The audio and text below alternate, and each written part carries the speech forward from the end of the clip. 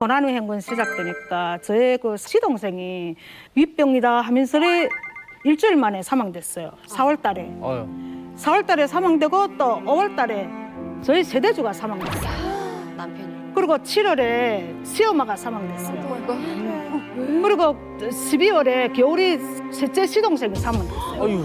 그러니까 제가 이 집에서 맏인데 이 장례를 이 고난의 행군에 장례를 4번 치다 나니까 정말 손가락 싸맬 틈도 없어요. 그래가지고 중국에 좀 이렇게 사촌 육촌이 있어가지고 도움 받으러 갔어요. 아이고.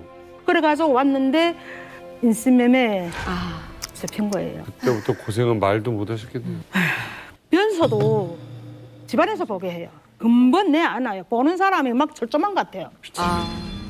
그러다가 2001년도에 북송됐어요. 다시요. 끝내 북송. 사람을 완전히 돌대처럼 엉치tis다 밀어요. 그래가지고 들어가 보니까 그게 한 7, 800명이 앉아 있는 거예요. 세상에. 맞아서 들어가니까 그 북한 분들이 잡혀온 분들이 이렇게 맞으면은 감옥에 가 죽어요. 죽을 때까지 때린대요. 그래서 아 이게 아니다. 내 새끼도 못 봤는데 가야 되겠다 하고서니 그 저희 오빠가 원성 보위부장 했어요. 그래서 그 밤나루는 아줌마 보고 원성 보위부장을 강령으로 모르는 것 같아 어떻게 일이 될라 하니까 자기네 웃집이래요. 아이고. 그래가지고 쟤는 거기서 이렇게 밥을 받아서 배식근무 하는 척하고 지금 이게 다 부숴가지고 그래서 정예가 이 원성보에 여기에 와 있다고 알려만 주세요.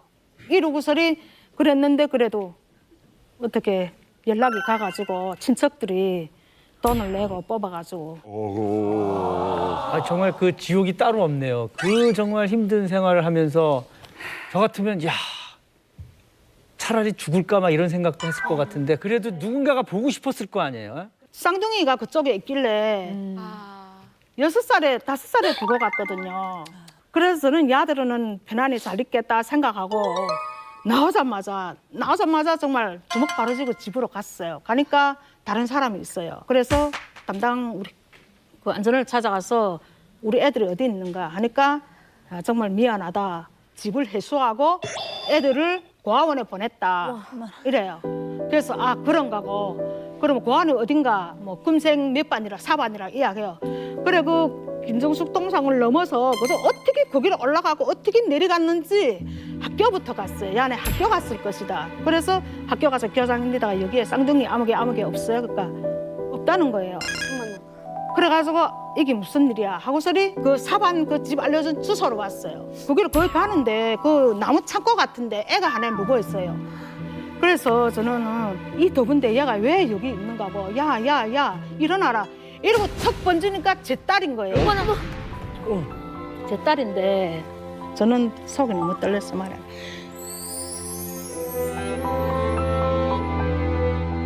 이게 다 터져서 있고 완전히 죽었어요. 그리고 여기가 이가 계속 부글부글해요. 그다음에 이 머리가 썩애가 새하얗고 18이란 건 더 말도 못해요.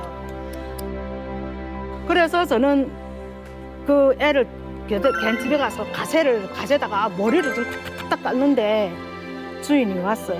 그래서 뭐라는가 죽은 줄 알았는데 이래요. 어머나. 그다음에 저는 그럼 얘 동생은 어디 갔는가 하니까 동생이 미안하다고 죽었다고 그랬어요.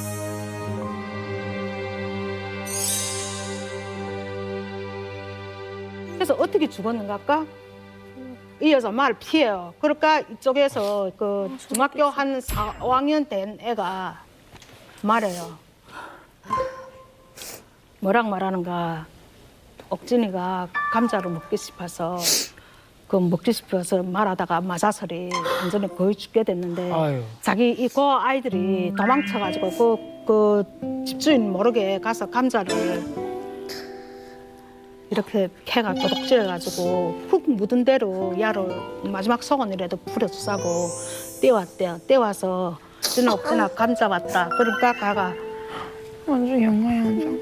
감사 이러고 엄마는 하고 훌lun 감았대. 그래서 저는 거기서 아예 쏙 물어 앉았어요. 그다음에 거기서 당신네는 완전히 개다. 물론 엄마 잘못도 있지만 해도 너네는 완전히 개다.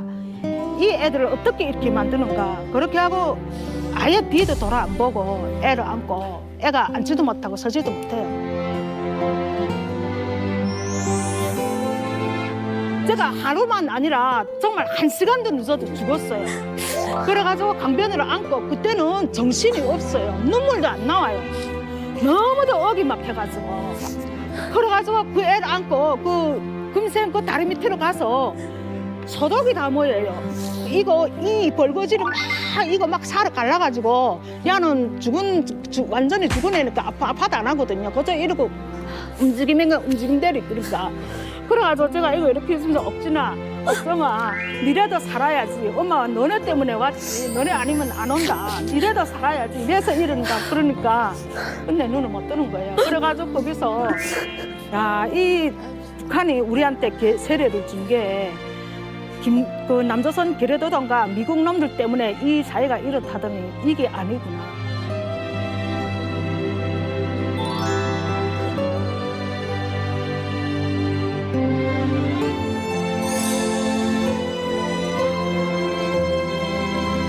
아기 살려냈죠? 애기 살렸지요. 지금 같이 와 있어요? 제가 데리고 왔어요. 몇 살이에요? 25살이에요. 이런 얘기하면 기억 못하죠? 애기. 기억을 해가지고 지금 앓거든요. 충격 때문에. 이 중국에서는 몰랐는데 하도 너무 어릴 때 오니까 근데 여기로 와서 이 세터민 학교에 들어가가지고 거기서 탈북자들의 이야기를 들으면서 이 자기 그 북한에서 그 천대받던 그 이야기 들으니까 자기 그 동생이 죽은 게 기억이 난 거예요. 그래가지고 지금 조금 아파요. 그 기억에서. 치료는 잘 받고. 네, 치료는 잘 받고 있어요. 그래도 많이 좋아졌어요. 아유. 이게 뭐 대한민국에 사시면서 하루하루가 다르실 것 같아요. 네. 저는 중국에 오래 살았어요. 중국에서 이 탈북해가지고 원래 길림에서 잡혔는데 다시 잡힐까봐 흑룡강성으로 들어갔어요. 가족을 다 같이 흑룡강성으로 들어가서 한 15년을 있었어요. 그래 있었는데 중국에서 나온 제 아들이 18살이에요. 근데 14년 11월에 그 아들이 로금기를 하나 가져왔어요. 로금기를 하나 가져와가지고 엄마 이게 엄마네 나라 말이 같다. 엄마나. 그래서 툭 들어보니까 친애하는 지도자 뭐 김정은 동지께서 미제 침략자들의 그 김정은 영화를 만들어내서 막 격분해서 거기 떡 나오는 거예요. 그래서 이게 엄마네 나라 말이 맞다. 북한 말이다. 그러니까 씨앗을 막 놀랬대요. 그러던 게 또 이렇게 들리던 게 엄마 이거는 완전히 사람을 얼리는 소리라고. 뭔 소리? 예, 완전히 사람을 이렇게 이렇게 막 녹여낸다고 그래요. 그래, 그건 또 무슨 말이야? 그다음 툭 들으니까 한국말인 거예요. 한국 방송이 나오는 게. 그다음부터 저는 거기서 김치 장사를 했는데 아예 미쳤어요. 얼마나 지나라 말이 그립고 얼마나 지나라 책이 보고 싶었는지 그 말에서 장사도 싹 때려 부쉈어요. 그리고 밤새 제프 그거 들어요. 그런데 밤이 11시니까 KBS 보고 싶은 얼굴 그린 목소리에 나와요. 라디오. 예. 나도 들었는데. 거기 나오는데 거기서 탈북자들의 소리 나오는 거예요. 야, 어떡해. KBS 보고 싶은 얼굴 그린 목소리에 돈을 중국 돈 300원이었고 편지 썼어요. 우와. 어머나 세상에. 세상에. 야. 그런데 한 일주일 있으니까 방송이 그 일주일에 한 번씩 나오는지 또 나와요. 중국에 이름은 안 찍어요. 두 모녀분이 탈북을 시도하려고 도와주려고 했는데 우리가 지금 기용금을 모아야 되니까 조금만 기다리세요. 힘내세요. 이래요. 우와. 그 말이 힘이 되지. 야 18년을 거기서 힘들게 살았던 거기 싹 사라지는 거예요. 이렇게 해가지고 있는데 아닌 게 아니라 한 보름 있다가 목단강에서 문영강변 목단강에서 전화 와요. 목사라면서 아무개지요. 걔네 빨리 목단강으로 건너오세요. 야. 그래서 남편과도 말하는 게 엄청 힘들었어요. 남편은 안 보내요. 근데 아들이 남편하고 내가 싸움하는 거 다투는 거 듣고 아들이 문을 열고 아빠 보고 아빠 엄마를 보내라. 엄마 중국에 17년을 숨어 살았는데 엄마는 엄마고 이 누나가 이제 20몇인데 몇 번 17년을 숨어 살아야 되겠는가. 한국에서 국적을 준다는데 보내라 하니까 아빠가 아들을 막 욕해요. 그러니까 아들이 무릎을 꿇어요. 아빠한테. 아빠 내 이제 잘해주겠으니까 엄마를 살려주라고. 엄마가 달아나는 것 때문에 이제 한국 가면 연락한다는데 엄마가 우리를 버릴 사람인가. 그래가지고 저는 거기서 아들 붙들어안고 우리 아들이 정말 다 컸다고 의학하고 그래서 남편이 거기서 아들인데 아들이 끌어안는 거 보니까 그럼 가라. 그렇게 해가지고 탈북을 시도해서 이까지. 정말 그럼 아들은 거기 있고. 그리고 아들은 제가 작년 2월에 데리고 왔어요. 몸무게가 25kg가 됐어요, 제가. 몇 킬로요? 25kg. 25kg. 25kg? 네. 야. 25가 빠진 게 아니라 25kg 면 25. 이 영양 실조가 와가지고. 26kg 수가 있어, 사람이? 25일 수가 있어요? 가능해요. 예. 2년 동안 40kg가 빠진 거예요. 뼈만 있는 거죠. 네. 국성이 엄청 많이 맞아. 예, 됐어요. 예, 이루어진 그런 상태였어요. 그 북성에서 제가 그 버이부 안전부 집결서 이런 과정을 걸치는데요. 네. 버이부서부터 그다음부터 매가 시작돼요. 아, 예, 구두발로 뭐 여자 남자 사정 없어요. 우리는 그게 인권이라는 존재가 안 통하지 않아요, 북한은. 그래도 한 번씩 이렇게 매를 맞을 때마다 정신이 휙휙 나가는 것 같아요. 가서 그때 그래서 2년형을 받았어요, 제가. 2년형? 예. 어디로 가는 거예요, 그러면? 55호 단련대라고 여기 한국말로는 교도소나 같아요. 교화형이에요, 그거는.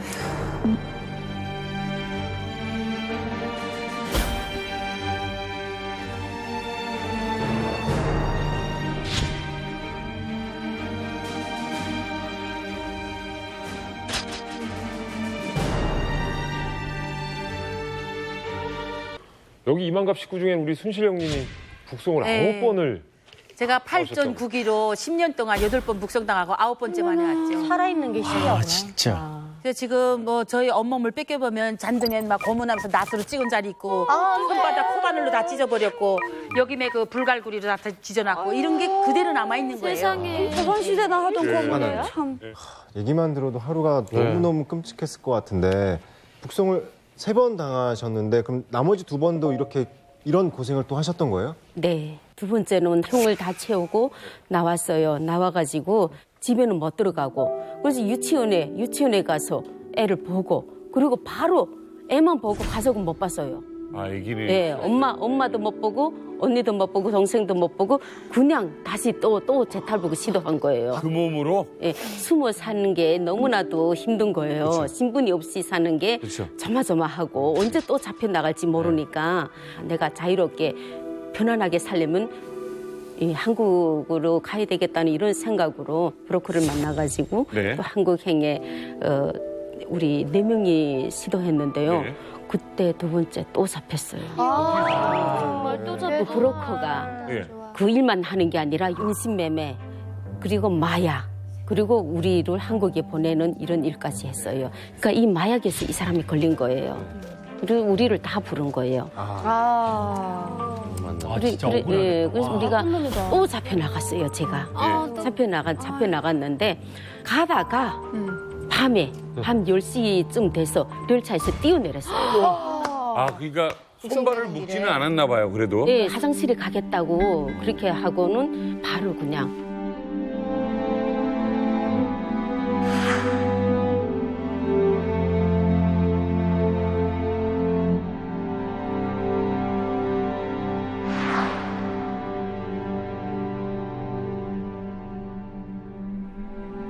선택의 여지가 없어요. 이것만은 살 길이지 않아요. 무조건 나는 열차에서 뛰어내리는 이거밖에 더 없었어요. 달리는 열차에서 뛰어내리는 거는 사실 우리는 영화에서나 보는 장면이거든요. 다행히 그래도 열차가 천천히 갔어요. 60km를 달렸어요. 60도 빨라. 빠른 거예요. 근데, 60km에서 아유. 뛰어내리면 크게 다쳐. 그러면 2차 북송이랑 3차 탈북이 동시에 이루어진 거고 그러네. 네네네. 질문 드리기도 죄송한데 그러면 3차 북송은 또 어떻게 된 거예요? 이제는 한국행을 결심했기 때문에 내가 무조건 한국에 가야 되겠다. 죽는 한이 있더라도 여기서 나는 실패 안 한다. 어떻게 하나? 네 죽나 내 죽나 보자. 누가 이기냐? 나는 무조건 한국 간다. 이러고 또 시작한 거예요. 그래서 근데 그게 또 잡혔어요. 그래서 어디로 갔어? 그 40일간 그 깜방에 있었는데 네. 중국. 예, 중국 깜방에 있었는데 거기에서 제가 그 준비를 했어요. 이렇게 해서 끌려가서 이제는 3차기 때문에 저는 어디 갈 데가 없어요. 나는 무조건 나는 교수형.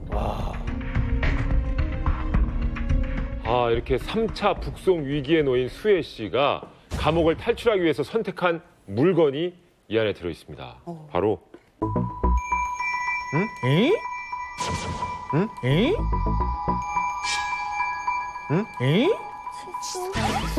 일회용 칫솔인데요. 칫솔로? 네. 아니 수혜 씨, 이걸로 어떻게 탈출을 하신 거예요? 저 칫솔대를 제가 삼켰습니다. 나는 그래. 삼켰다고? 어떻게 삼켜요? 상상이 안 되죠. 저걸 끝에 그 위에를 딱 끊었어요. 두 번을 부러뜨려서. 예. 끊어서 그 밑에서부터 삼켜요. 이걸 처음에 급하게 하다 나니까 목구멍을 찔러버렸어요. 찌르니까 이게 피를 토하면서 피가 막 솟구치는데 막 뜨끈뜨끈한 이 피가 막 쏟아져 나오는. 그때 너무 급해가 당황해가지고 변기에 피를 막 쏟아붓고 그래도 난 이 순간을 지나면 안 되잖아요. 이 기회를 놓치면 안 되잖아요. 목을 세우고 이걸 손가락으로 밀어 넣었어요.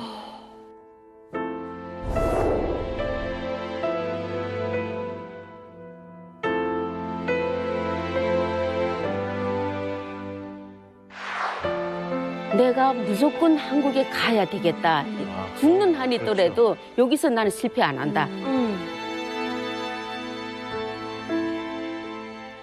병원을 가려고 그러시는 건가요? 네네. 그래서 하나 더 삼켰어요. 두 대를 삼키니까 이게 꽉 매는 거예요. 너무 아픈 거예요, 더욱이. 가슴을 치면서 너무 아파가지고, 어머, 어떡해. 그래서 경찰들한테 나 이게 칫솔대 삼켰으니까 병원에 가서 이거 봐야 되지 않겠냐 하니까 이런 자의를 하는 사람들이 너무 많은 거예요. 그래가지고 병원에 갔어요. 병원에 가니까 여기 위에 들어가 있더라고요. 세상에 다. 예, 위에 들어가 있더라고요. 근데 이걸 공안에서는 바로 병원에 보내는 게 아니라 그 다음 날로 북송시켰어요. 네. 내가 책임지지 않겠다는 거죠. 네. 그러니까 또 넘어가서 저는 삼켰다는 말을 못 했어요. 그럼 어떻게? 그리고 그냥 이게 아파나는 거예요. 한 번씩 이쪽으로 이렇게 불어날 때마다 너무 아픈 거예요. 그래가지고 꾹 참으면서 너무 아파하니까 너 이간나 너 돈을 삼켰지? 돈을 먹었지? 돈을 먹은 줄 알고 솔직히 말하면 용서해준다. 그리고 거짓말을 하면 난 용서 안 한다는 거예요. 끝까지 저는 아닙니다. 돈 안 먹었습니다. 없습니다. 돈 일전도 없습니다. 꼭 참고 있었는데 나중에 보니까 이게 나는 이거 또 이거는 크기 때문에 수술을 해야 되는가 보다 했는데 다행히 내 몸 속을 이게 녹아내렸대요. 어머나. 자, 어쨌든 3차 북송을 당했어요. 네. 그럼 또 이제 단련돼 가는 겁니까? 아니에요. 첫 번째 인연형을 받았는데 두 번째는 한국형을 시도했어요. 한국형 정치범인이잖아요. 여기에서 제가 탈출했어요. 그러면 내가 갈 데가 어디 있겠어요. 그래가지고 저는 다른 신분을 위장한 거예요. 내가 다른 사람인 것처럼. 한국 사람이 아니라 무산 사람이 신분을 내가 도용했어요. 그나마 북한은 컴퓨터가 없이 정보화가 안 돼요. 그나마. 정보가 안 되니까 내가 저 무산군 김영실 나이는 몇 살 그 인적 사항을 대강 적어서 냈어요. 근데 나는 확인이 안 되니까 3번까지 확인이 안 되니까 나중에는 전화 통화를 해가지고 이 사람 있냐 해가지고 거기에서 내가 확인이 됐어요. 그나마 그래도 확인이 돼서 진위지에서 무산까지 갔어요. 네.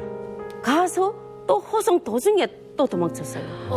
그게 4번째 탈출인 거죠? 네. 야 최고다 최고. 영화 같아요. 어차피 영화. 죽기 살기니까. 죄송합니다만 예. 잡히긴 잘 잡히는데 도망은 또 잘 가시고. 신고 탈취 잡히기도 잘하시고. 그래서 도망도 아무튼 잘하시고. 빠져나와서 또 안 잡히고 또 탈북을 네. 해요. 네, 그게 마지막 탈북 이렇게 성공해서 한국까지. 이 자리까지 계신 거예요. 박수 한번. 와. 몇 번, 3번 화장실 가도 되겠습니까? 이렇게 물어봐야 돼요. 돼 하면 가고 안 돼 하면 못 가요. 근데 여자애들 같은 경우는 창피하니까 물어보기가 참는 거예요, 여기서. 그래서 바지에 막 쉬하는 경우도 있고 또 돈을 먹고 넘어오는 사람들이 많아요. 그러니까 이게 자궁에도 숨기고 막 이러는데 자궁은 앉았다 일어났다 그거 펌프라고 하거든요. 그 펌프를 한 100개, 200개 시키면 뚝뚝 떨어져요, 돈이. 자궁에 힘이 없으니까 떨어지면 찾을 수 있어. 근데 먹고 나오면은 변으로 나와야 돈을 뽑잖아요. 그러니까 강냉이 죽이나 아니면은 뭐 옥수수 국수죽을 주는데 거기에 설사약을 타서 줘요. 근데 모르는 거예요, 사람들이. 나오자마자니까. 중국에서 도문에서 금방 건너는데 그거 어떻게 알아요? 그러니까 먹는 거야. 그래 가서 화장실 보면은요. 뒤에 보이지더니 나무꼬쟁이 이렇게 가지고요. 이게 변을 보면 이렇게 헤쳐봐요. 왜냐하면 돈이 나오는지 봐야 되잖아요. 그러다 헤쳐서 탁 발견하면 막 웃는 거야. 노다지 하나 발견했다. 이거. 자기가 가져가는 거예요? 그죠? 그러고 야 몇 번 들어 이러면은 그 나온 사람이 그 더러운 거 들어야 돼요. 들고 가서 물 있는 데 가서 씻어요. 씻고 보이지더한테 뺏기는 거예요. 차라리 때리는 게 나아요. 발로 차고 뭐 이렇게 막 굴려도 상관없는데 그 변 볼 때 뒤에서 이거 하는 것만큼 정말 수치스럽고 평생 이거는 잊혀지지 않는 일이에요. 제가 목격했던 거는 이제 임신부들, 임산하신 분들 정말 못 봐주겠더라고요. 이분들은 중국의 여성분들은 팔려오잖아요. 내 의지가 아니잖아요. 그래서 이분들이 임신해서 나왔어요. 일단 강제 낙태는 뭐 기본이고 왜 이렇게 잡종을 임신해서 낳았냐고 어머나 배를 발로 차는 거예요. 떨어지라고. 그리고 그 운동장에 보니까 여성분이 둘이서 블록을 이렇게 잔뜩 싣고 앞에 여자분이 이렇게 들고 뒤에 또 이렇게 들고 운동장을 이렇게 돌더라고요. 천천히. 그래서 야 저건 뭐야? 이랬더니 이분들이 임신한 분들인 거예요. 애가 떨어지라고. 그걸 계속 운동장을 돌리는데 그 무거운 걸 쥐고 그러니까 나중에 기운이 빠질 거잖아요. 쓰러지면 다시 일어나 걸어. 근데 나중에 하혈하더라고요. 쫙 하혈.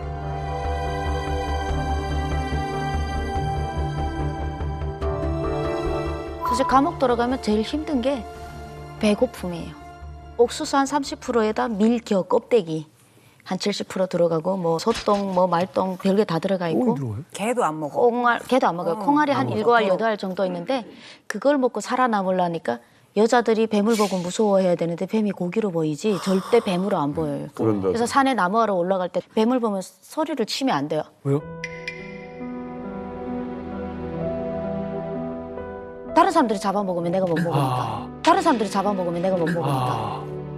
그게 독뱀, 독사도 뭐 하여튼 뱀이면 고기니까 뱀 잡고 사람의 인분을 먹고 자란 쥐를 그걸 잡아먹어요. 근데 그거 만나면 행운, 로또 맞은 거예요. 그러다 보니까 나중에 먹다 뭘 먹냐면 사람의 몸에서 사체에서 구데기가 여름에는 나와요. 그럼 그 시체를 들잖아요. 그럼 밑에 무슨 하얀 쌀 포대가 떨어진 것처럼 큼직한 구데기들이 가득 떨어져 있으니까 사람의 형체는 붙어 있지 않아요. 사체가. 시체를 싣으면 다리 하나가 뚝뚝 떨어져요. 근데 더 끔찍한 거는 기어가서 그거 주워서 구워 먹어요.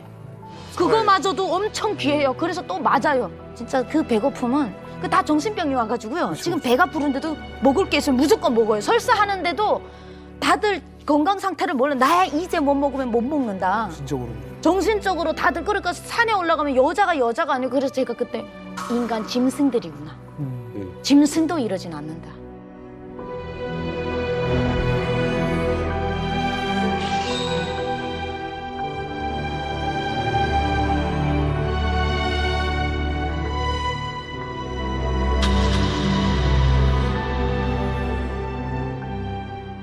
왜 이렇게 힘들게 하느냐.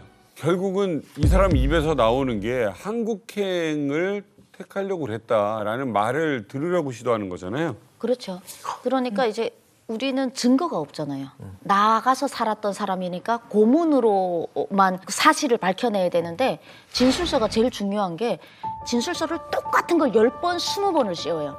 토시 하나가 틀리지 않을 수가 없는데 단어 같은 거 혹시 제가 한국 드라마를 많이 봤는데 한국 드라마 봤냐? 봐봤습니다. 목사를 만났냐? 모릅니다. 본 적이 없습니다. 이렇게 진술을 해요. 그런데 뭔가 막 쓰다가 무지무지 힘들었다 이런 단어를 쓴 적이 있었어요. 근데 그 무지무지에다가 쫙 끄더니 북한에선 무지무지라는 단어를 안 써요. 이게 한국말이에요. 근데 나도 모르게 중국에서 2년 동안 한국 드라마를 많이 보다 보니까 이제 한국말을 쓴 거예요, 거기다가. 그러면 야, 이 새끼 너 한국 드라마 안 봤다더니 왜 봤냐? 그러고 이제 싸대기를 날리는데 얼마나 싸대기를 많이 날리면 안에서 파열이 돼요. 이 혈관들이 안에서 파열이 돼서 눈앞에 빨갛게 됐는데 보면 피는 없는데 눈이 앞이 다 빨갛게 보이더라. 보니까 이 안에 혈관이 터질 정도로예요. 글 하나, 토시 하나 잘못 쓰면 또 써. 또 써. 다시 써. 10번, 20번을 반복해서 써요. 그렇게 이제 엄청난 고문과 이 폭력 그리고 이제 수년간 강제 노동까지 하는데 저 같으면은 무서워가지고 다시는 나갈 생각을 못 할 것 같은데 여기 앉아 계신 분들은 어떻게 보면 또 다시 나온 거잖아요. 이제 감옥에 갔다가 이제 다시 사회로 돌아왔다라고 해도 그 동네에서는 이미 빨간 딱지가 붙는 거예요. 쟤는 한국 가다가 잡힌 반역자다. 그래서 아예 왕따를 시켜요. 보안원이 있거든요. 매 인민밤마다 담당 보안원들, 담당 보위원들이 있어요. 항상 이제 감시를 하는 거예요. 그 내가 어디 가도 보고를 해야 돼요. 난 언제부터 언제까지 갔다 오겠다. 그리고 수시로 이 사람들은 이제 집을 막 들어와요. 자기가 감시하는 사람들의 실제로 이 사람이 여기에 거주하고 있는지 또 어디 도망가지 않았는지. 그러니까 이 심리적 압박감 못 살게 한 거예요. 예, 주민들이 나를 그런 눈으로 보지. 나를 반역자라고 하지. 그러니까 다시 탈북할 수밖에 없는 이런 상황으로 내몰는 것 같아요. 아마 전 세계적으로 연좌제가 아직 있는 나라는 북한밖에 없거든요. 제가 아는 이제 그 탈북민 같은 경우도 상당히 토대가 좋았어요. 아들 둘이 있었는데 너무 똑똑했어요. 이 친구들이 군관학교 가서 나라를 위해서 열심히 일하겠다라고 계속 이제 이야기하고 지원됐는데 엄마가 이제 탈북을 했거든요. 그게 북한 당국이 알아서 다 떨어지는 거예요. 그건 뭐냐면은 정치적 생명 끝난 거고요. 사회적 생명 또한 끝났어요. 왜냐하면 평생 이 친구만 있는 게 아니라 그 사람들이 결혼해가지고 난 아이들도 반역자의 후손들이 되는 거죠. 탈북을 제일 많이 하는 게 네. 저도 아이 때문에 했어요. 그렇죠. 아이가 너무 얼른거리고요. 감옥에 있을 때 짐승이 그렇게 부럽더라고요. 내가 왜 사람으로 태어나서 아이를 낳고 내 아이를 젖을 못 먹일까? 제비들도 지 새끼 밥 먹인다고 그렇죠. 왔다 갔다 새 새끼들도 짐승을 안고 있는데 한 번은 그 새끼 한 번 보고 싶더라고요. 아기 때 놓고가 지금 완전 많이 컸으니까. 경북도 윤사에서 온 김지연이라고 합니다. 저는 1998년 탈북을 시작하여 2014년도 16년 만에 한국으로 오게 되었습니다. 이만갑을 보면서 너무너무 좋았고 아이고 터져버렸네. 어떡하니.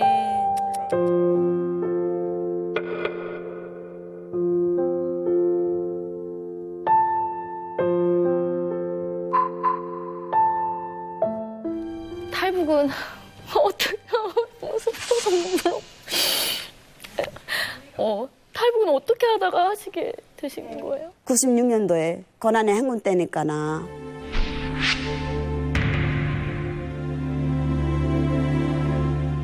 너무 식량 곤란해가지고 계속 장사로 된 그 일하고 하다가 중국으로 팔려가게 돼요. 인신매매를 당해가지고 그 집에서 15,000원 주고 싸가지고 그 집에 시집을 가게 됐어요.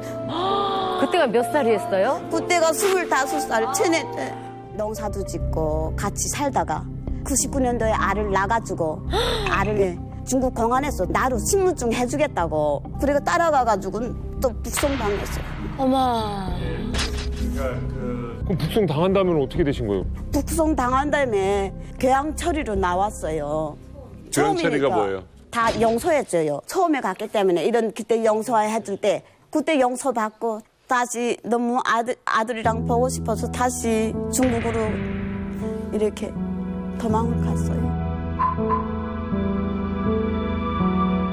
동네 안동무가 와서 북한 여자 왔잖아요. 그러니까 날 보고 또 북한에서 완 여자 하나 소개달라고 아예 못 해준다고 이러니까 또 다시 거부하게 했어요. 그래서 다시 북송을 당하게 됐어요. 잡혀가셨을 때 두 번째 보이부 그쪽에서 가만히 안 있었을 것 같은데. 가면 안 했었죠. 원성 보이부가 아니라 17살짜리 여자가 우리를 홀딱 뺏기는 거예요. 예. 그다음에 앉았다 일어났다 거꾸로 시키면 막 때리기도 하고 난 너무 무서워가지고 예. 너무 오창하게 그런 17살 당하니까 너무 오창하잖아요. 그런 험한 데서 생활은 어땠어요? 이제 잠도 잘 못 주무시고 먹을 것도 부족한데 몸이 많이 안 좋으셨을 것 같네요. 예, 간복수를 해가지고 또 병방으로 또 입원하게 됐어요. 코도 피도 나오고 입에서 피도 나오고 해가지고 피를 쏟으셨어요? 이 피를 딱 터였어. 막 이렇게 막 피도 나오고 각혈까지 하고 그다음에 이게 입원하게 돼서 거기서 또 알륜 환자도 간병원도 해줬어요. 간병도 해주고. 그래도 아픈데. 호약 걸린 할머니예요. 그 할머니 호약 걸려가지고 다른 사람들은 촌대하고 같은 병원에 입원한 할머니를 같은 병방에서 도와주는 거야. 촌대하고 발로 차고 막 이러는 거예요. 내가 그랬어요. 언니 보고 언니 그러지 말라고. 언니도 병원에 들어왔는데 이렇게 촌대하면 어떻게 하나. 나도 막 너무 안쓰러웠어요. 내 엄마 같아서. 그래 챙겨주다가 죽었어. 할머니가 같은 방에 있는 할머니가 돌아가셨어요? 돌아가셔서 그래도 제 마음으로서 막 마음이 아프거든요. 엄마 같은 사람 죽어가지고 그래가지고 병복을 찢었어. 그 병복을 찢었어. 섬을 내가 이거 없어요. 입 틀어막고 이 코 다 몽땅 피가 나오기 때문에 온몸에 다 피가 나와. 몸에서 피가 나오니까 염을. 그래가지고 다 틀어막아야 됩니다. 냄새가 균들 막 다 나와요. 그래가지고 그걸 갖다가 다 틀어막은 다음에 겨도 수건 있어요. 수건 얼굴에 싸매고 이렇게 해가지고 우리는 겨도수 문밖까지 나가는데요. 내가 그랬어요. 나갈 때 어머니 그저 왜 이렇게 사망대가 하늘나라 가서 식사도 꼬박꼬박 하고 아프지 말고 잘 가세요 하고 혼자서 말하고 보냈어요. 사실 전 처음 들었어요. 일반 병방에서만 사람 돌아간 거를 하시신 것 같아요. 저는 일반 학급에서 급사하시는 분들이 계시잖아요. 그러면 어느 정도냐면 좀 인간성이 없어 보이지만 사람 죽었는데 밥 한 그릇 더 받기 위해서 시체를 옆에다 앉혀놓고 밥 한 그릇 더 받거든요, 사람들이. 어차피 죽은 사람 한 끼 도와줘라 이렇게 하고 그 밥 한 끼 받고 그러고 시체를 내갈 정도예요. 염 같은 건 상상도 안 되는 건데 그거를 했다니까 정말 이건 천사가 아닐까. 아마도 자기 삶은 생각하지 않은 것 같아요. 내가 죽고 살고를 생각하면 절대 그런 행동을 못 하거든요. 정말 쉽지 않은 행위라고 생각합니다.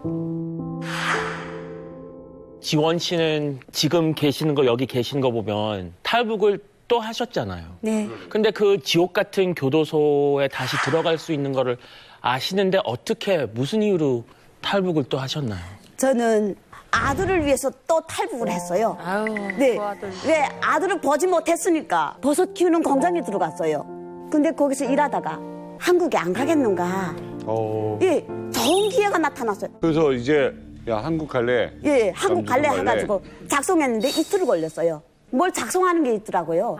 브로커비. 예, 브로커비를 이렇게 돈이랑 해가지고 돈이 450만 원을 줬어요, 내가. 한국 돈. 우리가 올 때 강명에서 15명, 우리가 청도에서 15명 있었거든요. 30명 줬었어요. 예. 북한을 탈출해 중국에 머물던 탈북자 4가족 등 모두 27명이 중국 공안에 체포돼 북송 위기에 처했습니다. 탈북자 가운데는 도를 간 넘긴 여자아이도 포함돼 있습니다. 북한을 탈출해 중국에 머무르고 있는 탈북자들이 이달 초 촬영한 사진입니다.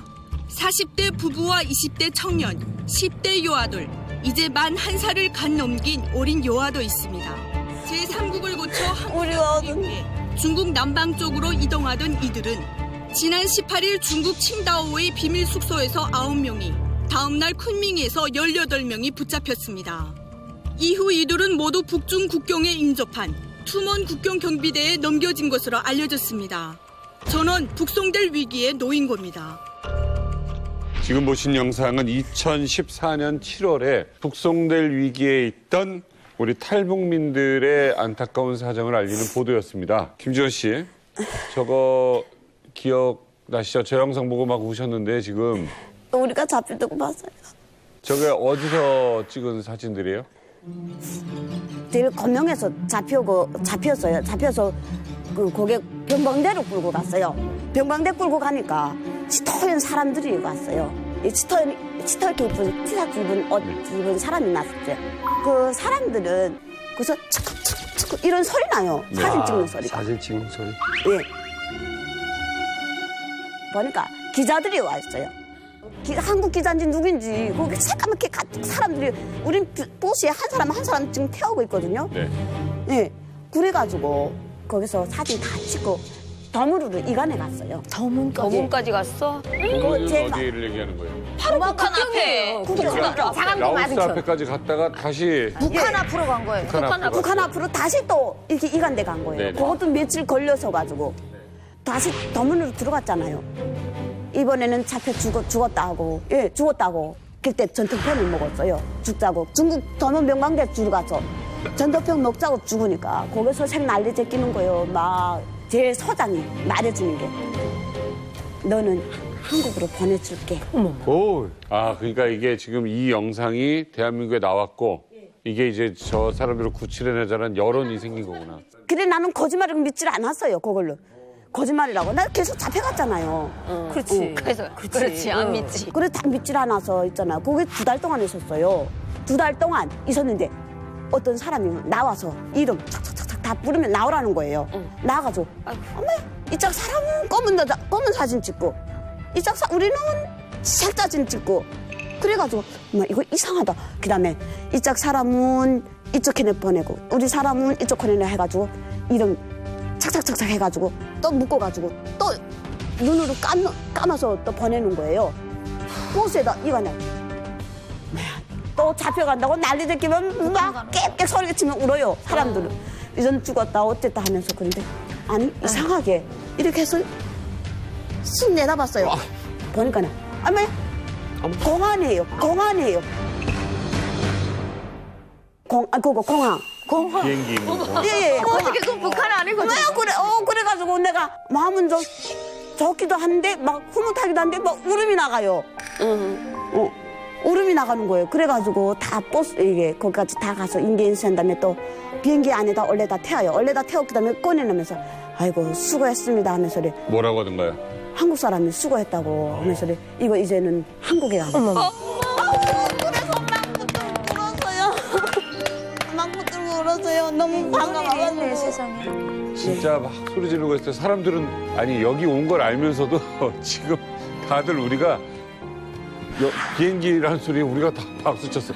여기 있는 사람들 다 똑같은 사람들이거든요. 맞아요. 네. 지나갔던 이야기 여기 한국에서 이만갑에 와서 다 털어놓으니까 어떤 내 마음이 즐겁고 진짜 날아갈 것 같아요. 이 털어놓기 한풀이 싶어서, 잘했다. 예. 잘했어. 이거 털어놓기 싶어서 이 기회를 얼마나 기다렸는데요. 지금 어떻게 살고 계세요? 이런 너가단데 남자도 힘드는 이런 회사를 단 거예요. 허리 아프잖아요. 허리 아파도 왜 내가 넘어왔던 생각을 하면서 그렇지. 아무것도 힘들진 않아요. 한국에서 보면 야 배고파 죽겠다 힘들어 죽겠다라는 소리 하는 사람 많이 보잖아요. 네. 실제로 죽은 사람을 너무 많이 보셨잖아요. 네. 배고파서 죽은 사람들도 보셨고 네. 세상이 달리 보일 것 같아요. 나는 그런 사람들 보면 길 가다가도 없으면 담은 1,000원, 2,000원을 내줍니다. 역시 천사예요, 천사. 어제 내가 서울에서 구미에서 서울로 올라갔거든요. 근데 기차역에서 보니까 전철역에서 보니까 돈 달라는 사람이 있기 때문에 진짜. 다른 사람들은 뭐 안 주고 그만이더라. 그래서 내가 5,000원을 꺼내서 줬어요. 잘했어요. 5,000원을 꺼내서 줬어요. 이건 내 마음이에요. 천사야, 천사. 그래서 살아있는 거예요. 17세 소녀입니다. 일본인 이름은 가와사키 에이코 양인데 사진 한 장을 제가 준비했습니다. 가와사키 에이코 당시 양의 사진입니다. 너무 예쁘죠? 너무 예쁩니다. 17세 이 조총련 산하 고등학교 3학년생이었습니다. 얼마나 천진난만해 보이고 좀 해맑죠? 북송선에 오르기 직전에 열렸던 학교 체육대회에서 찍은 사진인데요. 이 가와사키 에이코 양이 1960년에 홀로 가족도 없이 북송선에 오르게 됩니다. 와, 아니, 부모님이 없어요? 정말로 이 기구한 이야기가 시작이 되는 거죠. 아니 가족도 없이 왜 혼자 이렇게 간 거예요? 집안이 굉장히 어려웠어요. 5명의 이제 그 자녀들이 있었는데 이제 아버지는 이제 매일매일 이제 막노동으로 그 이제 하루 벌어 하루 먹고 살고 있던 그런 집안이었고 이 가와사키가 이제 맞이었는데 이제 조총련기 학교를 다녔다고 해요. 우리가 저기 그 사이비 종교라든지 이런 데 극단주의에 빠지는 사람들 대부분이 뭐냐면 사회적으로 정말 소외된 사람들이 빠져요. 그러니까 지푸라기라도 잡고 싶은 거죠. 이런데 조총련기 학교에서는 지상낙원이다. 무상 교육을 해주겠다. 무상 의료 서비스를 해주겠다. 그럼 17세 소녀가 당연히 그게 정말 현실적으로 가능할까? 한번 내가 가서 볼까? 생각을 했겠죠. 왜냐하면 공부를 정말 잘했어요. 이 가와사키 양 당시에 그 목표는 뭐냐면 대학을 가고 싶었거든요. 대학 보내준다니까. 홀로 가죠. 사실 뭐 고등학교까지는 사실 그렇다. 조총련 고등학교까지는 그렇다 쳐도 사실 부모님이 어떻게 보면 한국도 고향이신데 사실 이 북쪽으로 이렇게 보내기가 쉽지는 않았을 것 같은데 허락하기가. 자기가 맞이인데다가 내가 공부를 하고 싶다. 근데 솔직히 생각해봐요. 집안이 엄청나게 가난하잖아. 일본이라는 나라에서 대학을 갈 수 있을까? 제가 볼 때는 못 가거든요. 나가면 내가 공부를 계속한다라고 한다면 저쪽에서 무상교육이래? 저기 가겠다. 그다음에 또 다른 한번 차별 같은 게 있을 거예요. 아마 아직까지도 이제 일본에서 문제가 되는 게 실력은 있어도 그 어떤 차별을 받아가지고 원하는 대학에 못 가고 뭐 이러지 않습니까? 그런 차별이 없는 세상이니까 거기 가게 되면 나 정말 공부를 할 수 있을 것이다 라고 이제 생각한 거고 거기다가 지금 17살이잖아요. 이때쯤 되면은 이념에 굉장히 취약해요. 우리가 한 30살쯤 되면은 이 말 저 말 들어보고 이렇게 속아보고 저렇게 속아보면서 판단 능력이 있는데 어렸을 때는 그냥 학교에서 가르치면 그게 진실이거든요. 맞아요. 지상낙원이라고 하니까 아니 내가 왜 여기서 살아? 저기 지상낙원이 있는데 근데 밖에서 미디어를 보니까 다 또 그렇게 얘기를 하고 있는 거야. 라고 하면 어린 소녀 입장에서 당연히 선택할 수밖에 없는 거죠. 조총련 쪽의 교육 사업에 무료 지원을 해준다 그러면 아니, 나 같은 돈을 문데 우리의 공부 잘하면 거기 보낼 수밖에 없는 거잖아요. 예, 그렇죠. 사실. 상황이 그렇죠. 그렇죠. 예. 이제 10대 후반에 이제 에이코 짱이 아버지와 앉았습니다. 아버지한테 이런 말을 했다고 해요. 나 북조선에 가가지고 나 대학 가겠다고. 정말 무뚝뚝한 아버지가 그때 눈물을 뚝뚝 흘리면서 가지 마라 했는데도 딸은 가겠습니다. 한 번만 보내주십시오. 그랬더니 딸 고집과 아버지 고집이 거의 비슷한 고집이었다고 합니다. 그래서 아버지가 이 딸 고집 나 못 꺾는다 라고 생각을 하신 것 같아요. 공부도 잘하고. 그렇죠. 그러면서 이런 말 했다고 하죠. 정말 대학 졸업한 남의 집 아들보다 고3인 내 딸이 더 자랑스럽다. 그래, 가라. 가서 그러면 대학에 들어가라. 아버지는 지금 여기 또 가족이 있고 벌려놓은 일이 있기 때문에 정리하고 내가 1년 후에 너를 따라가겠다. 이렇게 말씀하셨다고 합니다. 이민 한번 가는 게 쉬운 결정이 아니잖아요. 그렇죠. 그러니까 이제 정리할 것도 많고 이러니까. 아버지 입장에서는 일단 그렇게 해도 공부하고 싶으면 네가 먼저 유학을 가라 라고 한 거죠.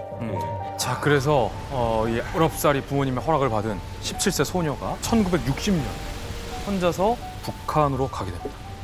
사실 그 엄청 똑똑하고 공부에 대한 좀 욕심도 좀 많았을 거고. 그럼요. 얼마나 좀 부푼 꿈을 안고 이렇게 갔겠습니까? 그렇죠. 그땐 정말 이거 표정을 보면 알겠지만 너무 행복해 보이고 이제 시작이다 내 인생. 지상낙원으로 가는 거예요. 지상낙원 영어로 Paradise on Earth 프로그램이라고 말해요. 이 캠페인을 북송 사업을 배값이 공짜일 거 아니에요.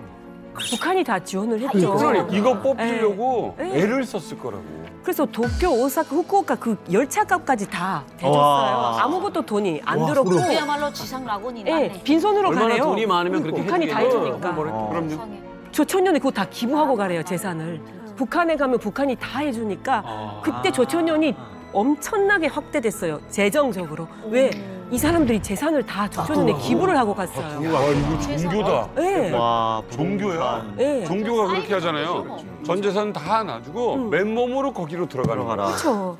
맞아요. 저는 이제 할머니한테서 들은 얘기가 있었는데 그때 당시에 배 탈 때도 짐 같은 거랑 약간 천이랑 이런 거 좋은 거 옛날이잖아요. 이렇게 들고 타면 사람 탈 자리도 없는데 북한 가면 다 새 걸어 준다고. 다 버리라고. 다 그래서 버리라고. 바닷물에 막 버리고 그러고 배를 탔고 이제 내리자마자 딱 그 배정해주는 집에 들어가 본 순간 다 통곡했대. 그걸 두고 온 게 너무 아까워서 와. 탈북이랑 똑같네. 우리 중국에 있을 때 한국 가면 다 주니까 다 버리라 그러고. 안 줬어요? 안 줬어요? 아니, 그 한국은 주더라고요. 한국은 주는데 우리 탈북할 때 중국에서 없을까 봐. 북한에서 없는 나라에서 와서 우리가 이렇게 지고 오면요. 브로커 딱 만나면 뭐라 그러면 다 버리라고. 다 버리라고. 한국 가면 못 쓰니까 다 버리라고 하는데 한국은 진짜 줘요. 긴 항해 끝에 네, 드디어 무상으로 대학을 보내주겠다라는 그 지상낙원의 한 소녀가 도착했어요. 안녕하십니까. 제가 이제 소개받았던 17살 때 혼자서 북한으로 갔다가 43년을 살고 탈북을 한 가와사키 에이코라고 합니다. 반갑습니다. 네. 사실 여쭤보고 싶은 얘기가 굉장히 많습니다. 43년 동안 어떤 일 겪으셨는지 네. 저희들이 나오기 전부터 이야기를 하다 보니까 그 얘기를 또 다 들어보고 싶은데 네. 우선 제일 먼저 궁금한 건 정말로 그 북한에 가는 그 북송선을 타셨을 때 지상 낙원으로 간다. 이렇게 정말 믿고 가신 건지. 이 일본에 있는 동포들한테는 오라오라 했잖아요. 북한에서. 김일성이가 그때 환영한다. 뭐 별소리 다 하고 오라 했거든요. 지상낙원이라고. 근데 실제는 가보니까 북한은 계급사회였어요. 일본에서는 상상도 못하는 계급사회였는데 그 계층 중에서도 제일 밑에가 일본에서 간 사람들이 있어요. 그러니까 제일 처음에 갔을 때는 북한 정부에서 당신은 일본에서 온 사람들하고 이야기해도 좋아. 이런 승인된 사람만 기육자들하고 이야기를 했지. 일반 사람들은 말도 걸지 않았어요. 환영한다고 했잖아요. 말하면 똑같이 취급했어요. 말한 사람도 같은 아니 지상낙원이라고 해서 불러놓고는 사람을 맨 밑에다 깔아놨다고요? 그렇죠. 그런데 처음부터 그렇게 꽉 눌리우니까 모두 깜짝 놀라서 어떻게 저항할 방도가 없었어요. 우선 군대를 못 갔어요. 경찰도 못 됐어요. 공무원이 안 된다는 얘기. 그다음에 교원도 못 해요. 또 그다음에 공무원 아무리 낮은 동사무소 사무원도 못 해요. 일체 공식적인 직업은 할 수가 없어요. 직접 노동력을 팔거나 그렇지. 그러지 않으면 과학자라서 과학을 제공하거나 지식을 제공하거나 그 외에는 기육자는 할 수 있는 게 없었어요. 입국수설국을 할 때 2주일 동안을 초대소라는 데서 살아요. 네네. 북한 당국과 담화를 하면서 네. 어디 자기 가고 싶은 대로 보내주겠다 했거든요. 그렇죠. 근데 그 기간에 한 초대소에 가서 한 5쯤 됐는데 비상소집이 걸렸어요. 예. 일상시에는 거기에 있는 북한 사람들은 이 일본에서 온 사람들한테 아주 친절해요. 다 선생님이에요. 네. 선생님 다. 근데 그날에는 다 서술이 푸릇푸른 거예요. 그러니까 그 회의장에 한 1m 하나씩 경찰이 다 이렇게 선 거예요. 그런데 딱 모였거든요. 네. 모였는데 뭐라 하는가 북한 사람이 여기 이번에 온 사람 중에 아주 나쁜 놈이 있다고. 북한에는 김일성의 업적이라든가 항일발산 때 업적이라 이런 걸 유화로 그려서 걸어놓고 그렇죠, 그렇죠. 아주 소중하게 여기잖아요. 그렇죠. 근데 이 사람이 김일성이 보천보천투 이야기. 그림입니까? 그 그림을 끄집어 내려서 발로 밟아서 박살낸 거예요. 발로 밟아서 박살낸 거예요. 북한에서 그러면 살아남고 그렇게 하면 그죠. 근데 이걸 무섭다. 네. 야, 김일성 그래서 얼굴 있는 걸 부신 건 정말 일본인. 이런 놈이 있다. 세다. 그러단 말이에요. 아이고. 이게 있을 수 없는 일이다. 야, 완전 공포 분위기 속에서 그런 이야기를 한단 말이에요. 그런 것도 우리라는 거는 금방 자유 세계에서 건너간 사람들이니까. 그게 왜 한 사람이 뭐라 하는가? 그게 누군지 여기 데려오시오고 데려오면 우리가 좀 모여서 뭐 잘못했는지 보자고. 모둠회를 이렇게 네. 했단 말이에요. 그러니까 북한 사람이 뭐라 하는가? 아이, 그거 따로 공부시키고 있어요. 공부시킨 게 아니라 이미 처리했단 말이에요. 이미 잡았어. 이미 처리했버렸다.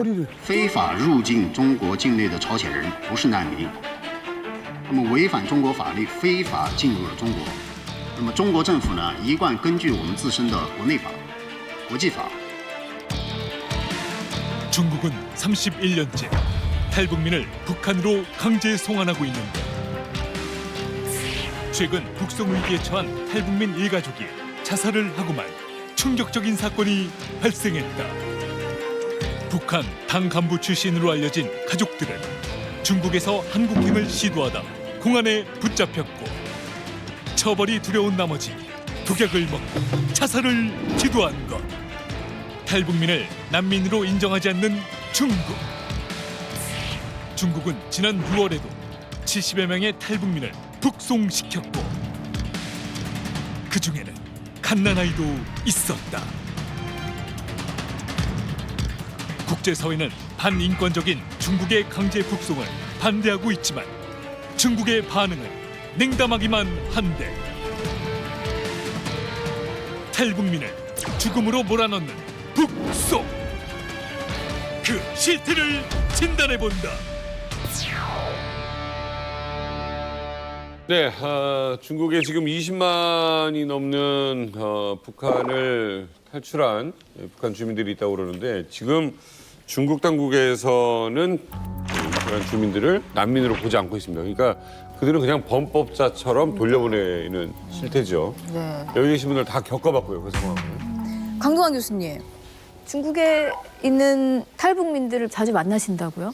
네, 중국에서 그 북한 주민들이나 또 탈북민 면접을 위해서 제가 중국에 자주 오가고 있는데요. 뭐 현지에서 만난 탈북 여성들의 삶을 보면 정말 그 아무리 훌륭한 소설가가 있어도 그들의 이야기를 소설로 쓰지는 못할 것 같다. 왜냐하면 정말 저희가 상상할 수 없는 그러한 삶을 살아가고 있거든요.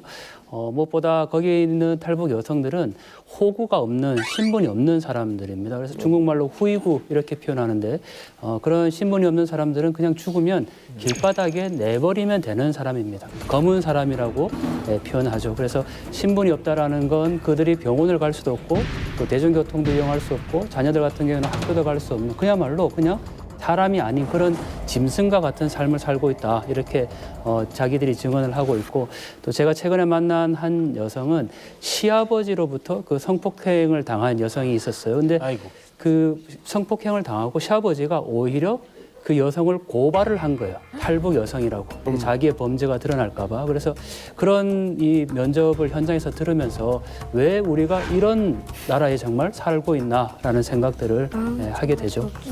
사실 이렇게 교수님 말씀을 들어보면 매일매일 불안할 것 같은데 우리 미남 미녀들 중에서도 중국에서 지냈던 분들 계시잖아요.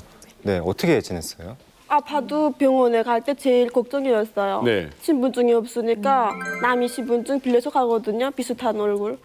그리고 제가 여름에 또 빈혈이 많아요. 그러니까 어지럽고 병원에 좀 가봤으면 하는데 너무 무서워서 약국에 가서 계속 봤어요. 근데 너무 아플 때는 막 확 죽어버릴까 생각도 나고 그 북한에 있을 때 좀 힘들었고 중국에 가면 좀 괜찮을 거 했는데 더 힘든 거예요.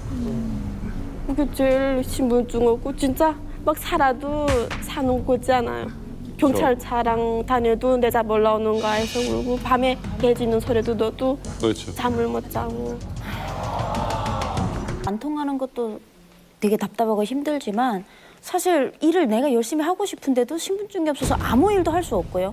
그리고 또 이제 북한이라면 굶어 죽고 못 살아서 왔다, 거지 같다 이런 인식이 중국인들한테 엄청 많이 박혀 있어요. 있죠. 사실. 네, 그래가지고 누가 나를 치부하고 이런 욕을 해도 내가 내댈 수가 없어요. 조금 자칫 내가 나대서 뭔가 옳고-그름을 가르려고 하면 난 북한 사람이니까 북송을 시키겠다 이런 위험을 난 뭐 고발하면 너 바로 나가는데 이런 얘기를 하니까 나라는 존재감 자체를 아예 누가 나를 치부해도 화날 수도 없고 네, 그렇게 살아야 되는 삶이었던 것 같아요.